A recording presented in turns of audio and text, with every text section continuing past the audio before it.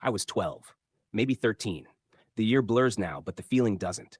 The garage door was half open, stuck the way it always was. Light cut through the dust in thin lines. You could see it floating if you stood still long enough.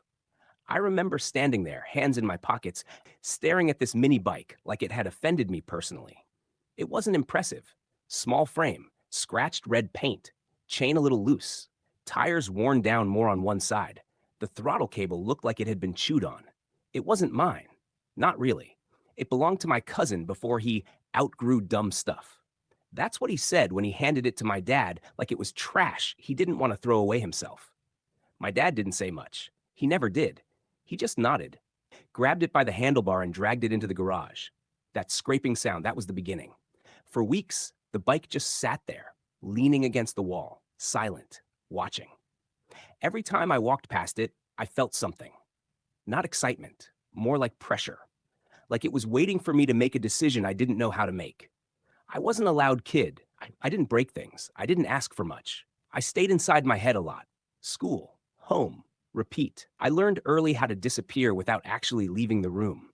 The mini bike didn't let you do that. It demanded attention just by existing. One afternoon, my dad came home early. That alone felt strange. He dropped his keys on the counter, didn't turn on the TV, didn't sit down. He walked straight into the garage. I followed. I don't know why. Curiosity, maybe, or instinct. He crouched next to the engine, wiped his hands on an old rag, and said, "You ever ridden one of these?" I shook my head. He nodded, like that was the answer he expected. Gotta learn sometime. That was it. No speech, no warning, no instructions. He pulled the bike into the driveway. The sun was lower than usual, the kind of light that makes everything feel temporary. He poured gas into the tank slowly, careful not to spill. I watched his hands. They moved like they knew exactly what they were doing, even if his face didn't show it. "Pull," he said, pointing at the starter cord. I pulled. Nothing. Again. The engine coughed. A weak sound, like it was annoyed at being disturbed. I pulled harder. The cord snapped back and stung my fingers. He didn't react, just nodded once. Again. The engine roared to life suddenly, louder than I expected. I jumped back. My heart slammed into my chest like I'd been caught doing something wrong. The vibration went straight through my shoes, up my legs, into my spine. This wasn't a toy. I knew that instantly. He held the handlebars steady and looked at me. Really looked. Like he was checking something he couldn't name. "Get on." I froze. The driveway suddenly felt too small, the street too open, the air too thin. "I don't." I started, then stopped. I didn't even know how to finish that sentence. He waited, didn't push, didn't rush. Cars passed at the end of the street. Someone's lawn sprinkler clicked rhythmically. Somewhere, a dog barked. Time stretched. Finally, I swung one leg over the seat. It was lower than I expected. My feet touched the ground easily. That helped. A little. "Throttle's sensitive," he said. "Don't fight it." I nodded, even though I didn't understand what that meant yet. He let go. Just like that. The bike wobbled. My arms stiffened. I gripped the handlebars too tight. The engine revved louder when I didn't mean it to. Panic rose fast, hot and sharp. I twisted the throttle by accident. The bike lurched forward. For half a second, everything inside me screamed to let go. I didn't. The driveway rushed past. The garage disappeared behind me. The sidewalk blurred. I was moving. Not fast, not smooth, but moving. Wind hit my face. Cold. Real.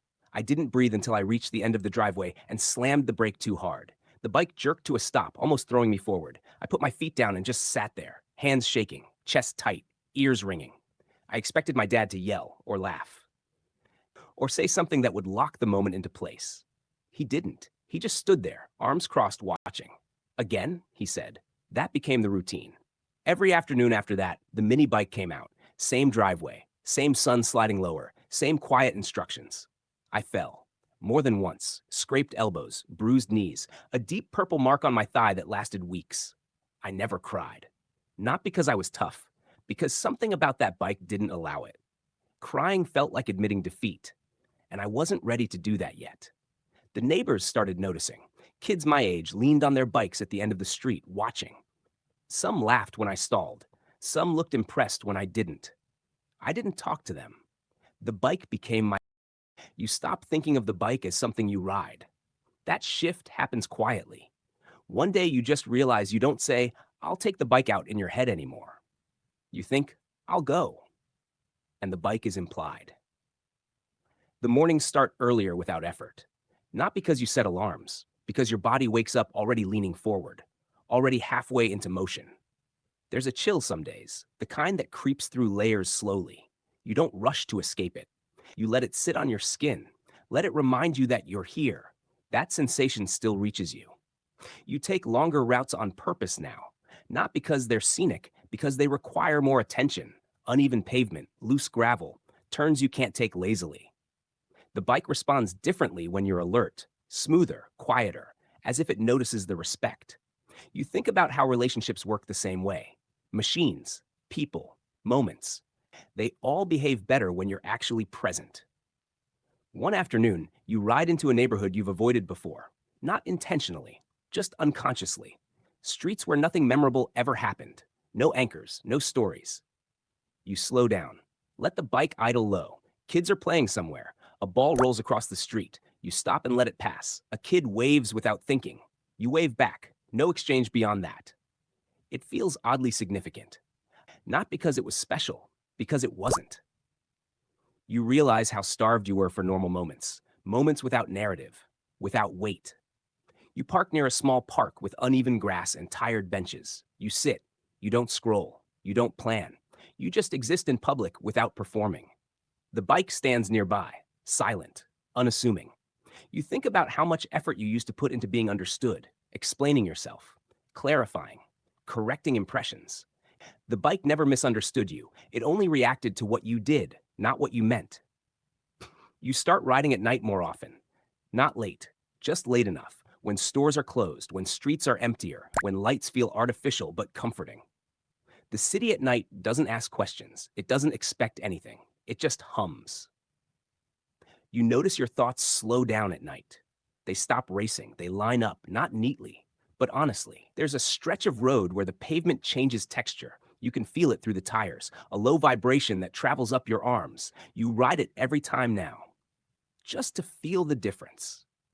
You begin to understand something important. Sensation grounds you faster than thought ever could. One evening, it starts raining harder than expected. You consider turning back, then don't. The rain soaks through you. The road darkens. Reflections double. The bike grips better than you expect. You ease off. Trust it. You're completely present. No background noise in your head, just decision after decision. Lean, straighten, brake, release. By the time you get home, you're drenched, cold, smiling. You don't rush inside. You stand there, rain dripping, helmet in your hands, feeling alive in a way that doesn't need explanation. Over time, you start noticing how people talk to you differently. Not warmer, not colder, just simpler. You listen more. You interrupt less. You don't fill silences anymore. The bike taught you that silence isn't empty, it's spacious. You stop chasing big feelings. You start appreciating consistent ones. Steady, reliable, quietly strong. There's a day when you lend the bike to someone for a short ride. You watch them go, feel a flicker of discomfort, then curiosity. They ride awkwardly, too stiff, too cautious. They come back and say it's kind of small. You nod. You don't explain. You don't need them to get it.